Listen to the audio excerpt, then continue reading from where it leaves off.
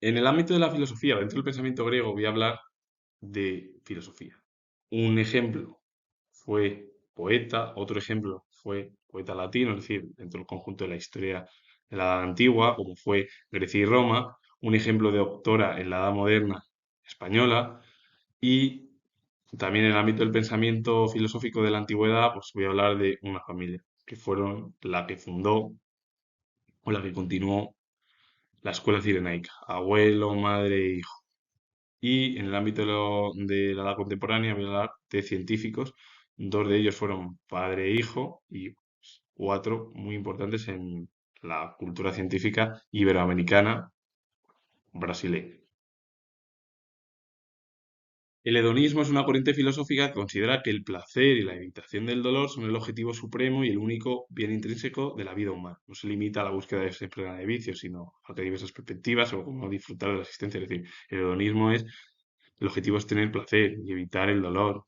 Siempre que el objetivo supremo y único siempre está en que obtener el placer por parte de los seres humanos o de las personas. No hace falta buscar vicios, ni el alcoholismo, ni el tabaco, ni otras medicaciones, nada, sino pues, disfrutar de lo que se tenga y lo que quieres hacer es lo más factible para la propia corriente filosófica. El hedonismo ético es una teoría normativa que sostiene que debemos buscar el placer y evitar el dolor porque es moralmente correcto y constituye el bien supremo. La ética siempre lo que te va a decir es que tú tienes que hacer lo correcto y si lo correcto es como el hedonismo, de obtener el placer y eliminar el dolor, que sería así la explicación, entonces ya vas por el camino correcto. Y ahí es lo que bueno, constituye el bien supremo y perfecto para el hedonismo ético. La ética es seguir la perfección absoluta en torno al placer. El hedonismo psicológico es una teoría descriptiva que afirma que todas nuestras acciones están motivadamente, fundamentalmente, por el deseo de obtener placer y evitar el dolor. Muy diferente. Si el hedonismo ético es buscar el placer como bien supremo y lo perfecto y lo correcto, el hedonismo psicológico es todo lo que hagamos nosotros tiene que ser siempre motivadamente por algo fundamental y que ese objetivo es el placer, no el dolor. Entonces, si el hedonismo ético es la corriente de buscar la perfección en torno al bien, al placer, que el bien ya no está, sino el placer, y eliminar el dolor, el hedonismo psicológico es buscar nuestras percepciones y ver qué es, cómo, qué es y cómo lo podemos obtener para obtener ese placer y evitar el dolor. Esto pasa sobre todo mucho en las relaciones amorosas, sentimentales, que es la estructura así. El problema, claro, que es que la sociedad pues tampoco está hoy en día muy caracterizada para hablar, no hablar, sino porque hoy en día es muy complejo hablar de este tipo de términos. Eso no quiere decir que se pueda hablar con todo el mundo de muchas cosas, pero hoy en día la forma de entender la estructura a lo mejor hace 20, 30 años es muy diferente. Debe ser a lo mejor por la manera de las estructuras políticas y arcas que hay actualmente en el Estado. El hedonismo radical perteneció a la escuela cirenaica y que la fundó el filósofo Aristipo de Cirene. Y lo que defendía es que el único bien es el placer corporal inmediato, sin detenerse a pensar en las consecuencias. Tu manera de entender para Aristipo de Cirene sería el placer corporal inmediato es lo perfecto. A partir de ahí ya el resto no hay que pensar en las consecuencias. El hedonismo moderado, que pertenece al término, bueno, sería la corriente del epicureísmo, que la fundó el filósofo Epicuro, que sostenía que la felicidad se alcanza a través del placer, pero entendido principalmente como la ausencia del dolor físico, que sería la aponia, y la tranquilidad del alma, la ataraxia. Exigía moderación y un cálculo racional para evitar excesos que más tarde causaran sufrimiento, porque el hedonismo moderado lo que te habla es que todo debemos de concebir y acercarnos y entender que es a través del placer cómo debemos de llegar a ese término. Entonces lo entendemos como evitar el dolor físico, que sería la aponia, la tranquilidad del alma, la ataraxia, pero sin realizar excesos, porque si realizas excesos en torno al placer, al final sufres en el corto plazo. La espectroscopía es la disciplina científica que estudia la interacción entre la radiación electromagnética, que sería la luz y otras energías, y la materia. Analiza cómo los objetos absorben, emiten o reflejan energía. Esta técnica descompone la luz de sus colores o longitudes de onda, permitiendo identificar y cuantificar la composición química de sustancias. El propio término lo que se encarga es del estudio y de incluso ir viendo cómo esa radiación electromagnética, la luz, otras energías en la materia van analizándose y cómo se absorben, emiten, cómo se reflejan y cómo esa composición en torno a la luz de colores o longitudes de onda va permitiendo identificándose y cuantificándose en torno a la composición química de esa propia sustancia que es la luz. El término es un híbrido. Dentro de la etimología es híbrido porque proviene del latín y a su vez del griego. Spectrum es del latín, que significa imagen, aparición o fantasma, haciendo referencia a la imagen visual que se obtiene al descomponer la luz a través de un prisma.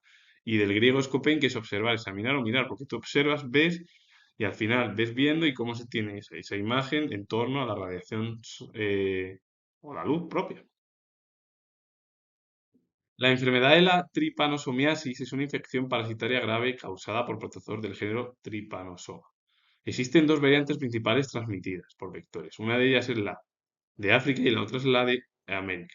La tripanosomiasis africana, que es la enfermedad del sueño transmitida por la mosca SS en África, y la tripanosomiasis americana, que es la enfermedad de Chagas, del científico brasileño. ¿Y esta cómo se transmite? Por los chinches triatominos en América. Ambas son enfermedades que se transmiten a través de protozoos, sobre todo de animales, al ser humano y pueden causar epidemias o pandemias. Por ejemplo, el COVID causó, y es la más reciente, la mal llamada gripe española, epidemias como el SARS-CoV-1, el MERS-CoV-1 y otras tantas, epidemias como el ébola, que se han visto en televisión y otras tantas, que pueden provocar enfermedades y infecciosas y pandemias o epidemias, como por ejemplo ahora se está hablando del hantavirus, por ejemplo, que se forma mucho y que puede haber o puede provocar a lo mejor una enfermedad. Pero bueno, así es la estructura hoy en día de que hoy hay que ir adaptándose porque el siglo XXI va a ser las denominadas, como se ha dicho siempre, pues las enfermedades. ¿Quién las cree por parte del ser humano? Pues quién sabe, porque el ser humano por tal de obtener algunos que tienen muchos ingresos, y es así, hay que decirlo, quieren obtener los máximos ingresos posibles y, pues, y si tienen que provocar una epidemia o una pandemia, a ellos no les va a afectar, le va a afectar a cualquier ciudadano de a pie, normal y corriente. Así que eso lo comento. Pero esto es mi percepción, a lo mejor yo estoy equivocado. Yo sé que es verdad que lo del SARS-CoV-1, o digo lo del, perdón, el SARS-CoV-1, que fue lo del luego se denominó que fue una epidemia anterior a principios de la década de los 2000. Luego vino el SARS-CoV-2, que se convirtió en el COVID, y muchos creen que pudo ser el ser humano el que intentó llevar a cabo eso en China, pero es que no se sabe, o en Estados Unidos. Bueno, otros incluso se culpó a los pangolines, a los murciélagos, animales. Tampoco se va a obtener mucha información debido a que la OMS lo ha intentado en China y han cerrado la puerta, así que bueno, así es la estructura científica tan cerrada y por intereses políticos, económicos y sociales, pero para algunos grupos, no para el resto de la población. La escuela cirenaica fue una corriente filosófica fundada en el siglo IV antes de Cristo y que la fundó el filósofo Aristipo de Cirene y que luego su hija y su nieto la continuaron.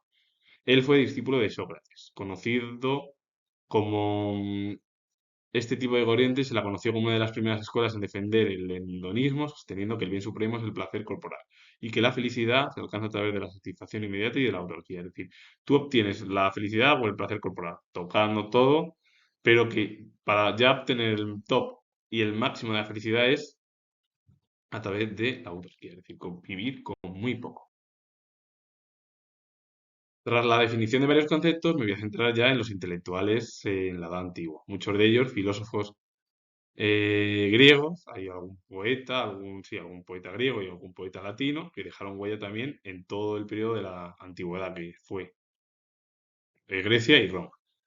Carneades fue filósofo y orador griego, nació en la colonia griega de Cirene, convirtiéndose más tarde en ciudadano de Atenas, fue director de la academia entre los años 160 y 130 a.C., ahí es donde fundó la Tercera Academia, después de haber oído las lecciones del filósofo Egésino y que él fue uno de los principales filósofos que continuó la propia filosofía de Gesino de Pérgamo, que fue filósofo académico griego, sucesor de Evandro y antecesor de Carneades, como escolarca de la Academia de Platón. Estuvo activo hacia el año 185 a.C. y bueno, muchos de ellos incluso tuvieron esa cercanía y ese pensamiento platónico.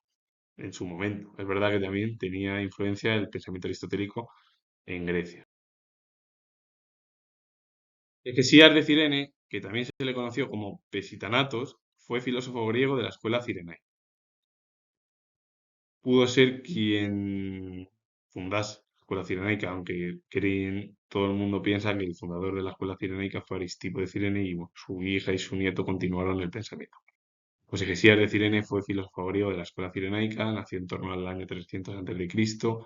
Según Diógenes Laercio fue discípulo de Parebates y este de Típatro de Cirene, quien a su vez lo fue del famoso Aristipo de Cirene, es decir, que bueno, Hesías en sí fue discípulo de Parebates, a su vez Parebates es de Antípatro de Cirene, y bueno, quien fue alumno de Hesías de Cirene fue Aristipo de Cirene, que continuó el pensamiento cirenaico o en torno a la escuela cirenaica.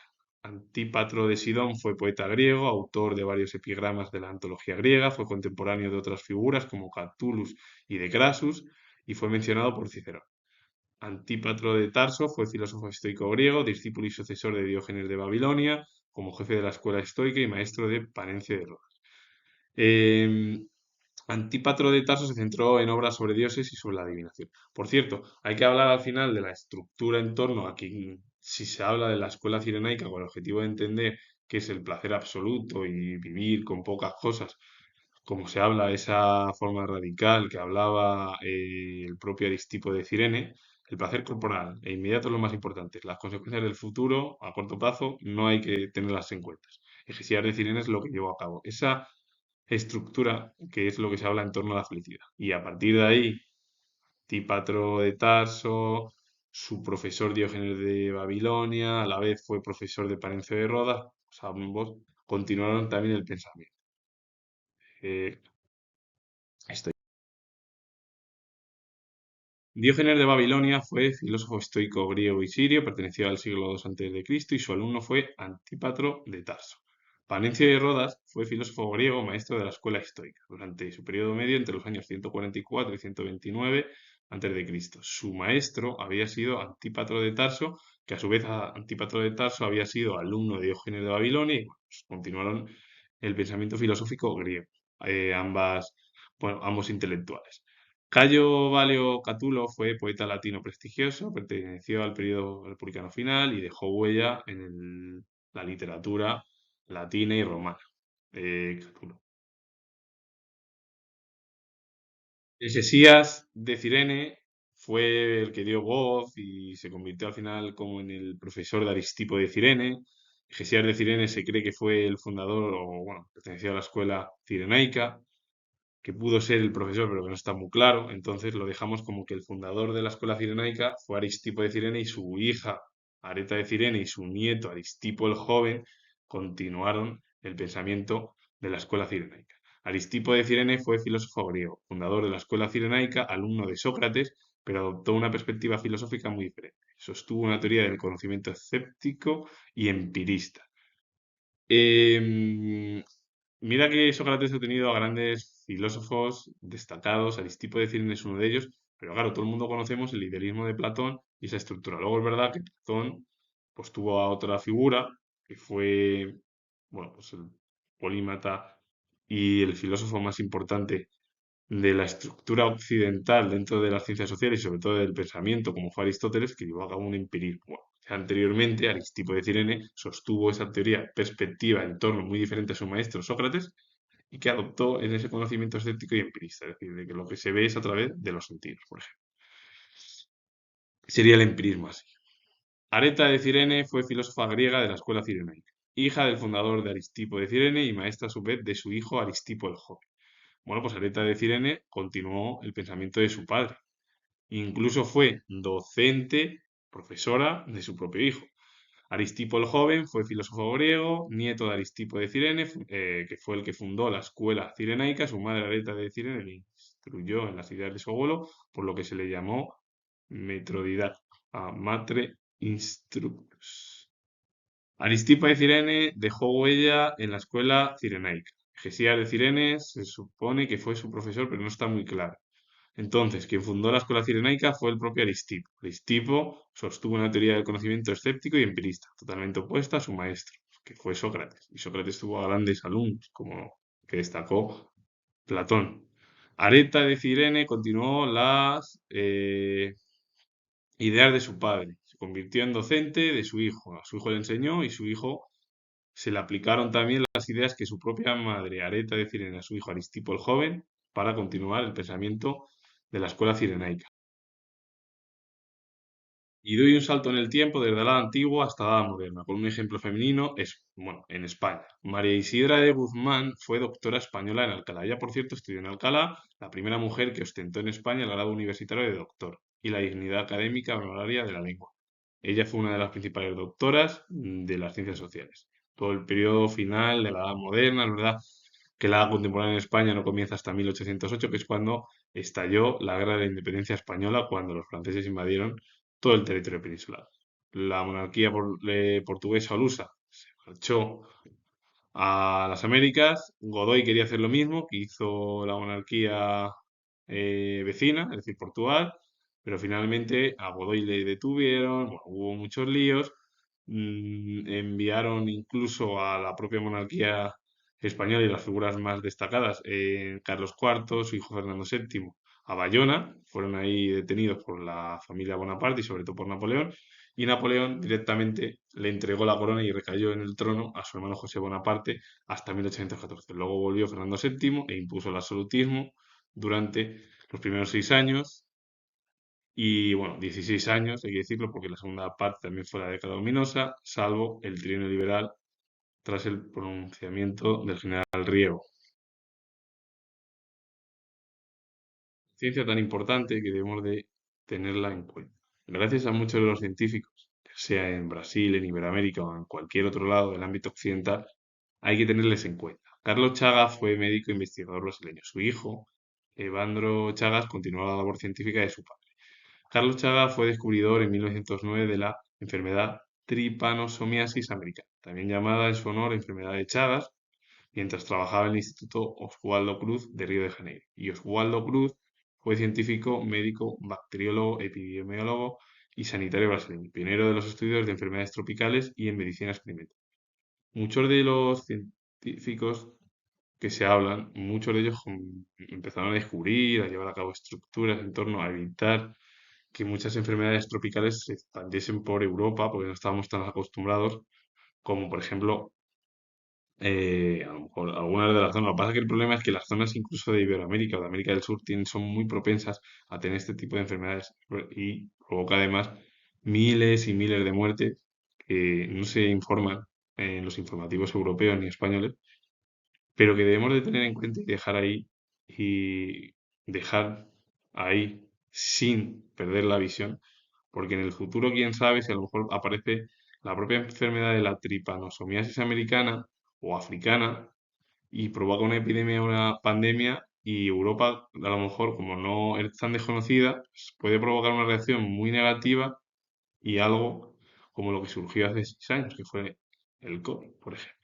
Así que hay que ayudar a las ciencias y al ámbito científico. Evandro Teixeira fue fotoperiodista célebre brasileño, reconocido por sus impactantes registros de las dictaduras militares en Brasil y Chile, así como por documentar la muerte del escritor chileno Pablo Neruda. Bueno, lo de Evandro Teixeira fue muy importante porque él incluso realizó registros en torno a dos de las dictaduras más duras, sobre todo en Chile y en Brasil. Y bueno, incluso documentó la vida al final del escritor chileno Pablo Neruda sobre su muerte.